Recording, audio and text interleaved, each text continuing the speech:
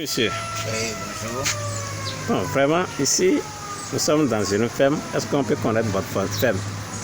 Oui, ici c'est le village d'Escargot. Ici nous sommes sur une superficie de 800, disons moins de 900 mètres carrés. Et nous avons 6 packs. Nous avons 3 packs, 3 grands packs et 6 petits packs. Le premier est à 70 mètres carrés, le second 60, le troisième à 50 mètres carrés. Et de l'autre côté, si nous prenons 50 par mètre carré, donc si vous faites les calculs, nous avons plus de 3000 à 4000 escargots de l'autre côté, ainsi de suite jusqu'ici. Et nous avons 3 petits packs là-bas qui abritent les bébés escargots. Donc, et chacun, ça fait 16 mètres carrés. Voilà un peu ce que vous faites ici. Nous avons aussi la production avec à base de nos viscères. Parce que nos escargots morts, à base de ça, nous produisons les asticots pour nos poissons, chats. Et donc, rien ne se jette ici, tout se transforme. Nous vendons la chair d'escargot, nous récupérons le coquille d'escargot pour en faire du calcium, pour nos sujets encore. Et les viscères, nous produisons les asticots pour donner à nos volailles ou bien nos poissons. Et puis, la bave, qui est une mine d'or. Là-bas pour le cosmétique, la production aussi. Voilà un peu ça. Oui, village des escargots. Oui. Nous vous disons merci pour tout ce que vous faites. Merci. Pour l'arrondissement d'abord, je précise cela, vous êtes de l'arrondissement de Tacon, plus précisément dans la commune de Sakété. Est-ce que vous tendez la main à des jeunes qui désirent se faire former? Bien sûr, pourquoi pas. C'est ce que nous voulons d'ailleurs, que les jeunes puissent entreprendre.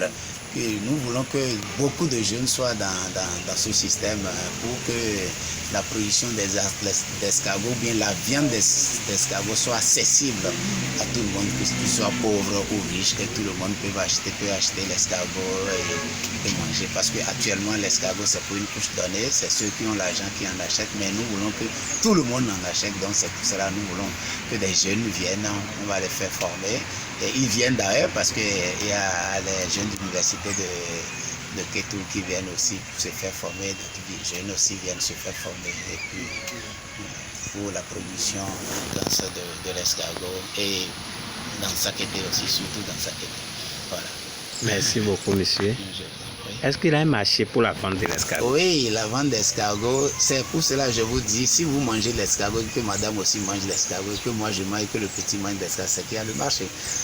Voilà. Mais le problème c'est que c'est parce que elle est chère. Et l'escargot, il n'y en a pas. Vous avez déjà tout ramassé dans les brousses. Donc, heureusement que nous avons pris l'initiative de les élever, sinon ça va finir parce qu'il y a la desperation qui est en train de se produire et puis la chaleur, tout ça là, ça détruit les escargots, tous les animaux d'ailleurs qui sont dans des brousses. Donc, au fil des années, on risque de ne plus avoir des escargots pour nos enfants. Donc, nous avons pris l'initiative de former beaucoup de jeunes dans ce domaine, puisque c'est une mine d'or d'Afrique que les gens ignorent encore. Voilà. Vous avez dit que c'est une mine d'or. Mais la Côte d'Ivoire et la Côte d'Ivoire, le Cameroun et autres, là, le Nigeria surtout, et ils sont dans ce domaine. Bon, c'est seulement nous les Binois qui sont en train de tirer pas derrière parce qu'on se dit que est-ce que je vais investir dans escargot, est-ce que escargot est-ce que tout ça là. Donc dans toutes choses il faut se faire former. Je suis en train de voir du beau chez vous. Hein. Vous voyez que vous avez clôturé les escargots par des nappes. Oui. C'est naturel. Vous voyez, si vous allez chez les Ibo, oui. Au marché, vous allez trouver ça et vous faire fabriquer vos packs à vous-même. Surtout quand vous êtes dans des villages à base de bambou, machin, tout ça là, vous pouvez le faire. Sinon, normalement, on le fait avec les fers galvanisés. Mais si je suis pauvre, je fais avec les moyens de bord. Voilà, donc tout le monde peut le faire. Donc vous exhortez maintenant les jeunes à l'entrepreneuriat. Oui, bien sûr, à l'entrepreneuriat, parce que vous savez, les blancs ils volent de nos temps. Ils sont en train de voler nos temps parce que je suppose que l'enfant qui va à l'école, il va à l'école à 5h du matin pour sortir à 19h. Qu'est-ce qu'il viendra faire à la maison? Rien. Il va venir réviser les leçons. Il vient à la maison, c'est pour réviser encore les leçons. Le lendemain, c'est pour encore aller à l'école. Donc, c'est qu'ils prennent de nos temps, ils volent de nos temps pour ne rien nous donner demain. Après, l'enfant a le diplôme, on dit qu'il n'y a pas le travail. Donc, l'enfant n'est même pas sûr qu'après mon diplôme, j'aurai mon travail. Alors que si l'enfant a un pied, comme dit l'autre, à l'école, un pied dans le business, c'est fini. L'enfant, même quand il finit ses études, il entreprend facilement. Donc, c'est ce qui manque à nos Béninois. Parce que nous, quand on va à l'école avec les 2 pieds à l'école et les 2 pieds à la maison. Et quand on dépose les dossiers et qu'on trouve le travail, et on est bon. On ne pense plus à autre chose. Donc, tous les 2 pieds là, c'est au bureau.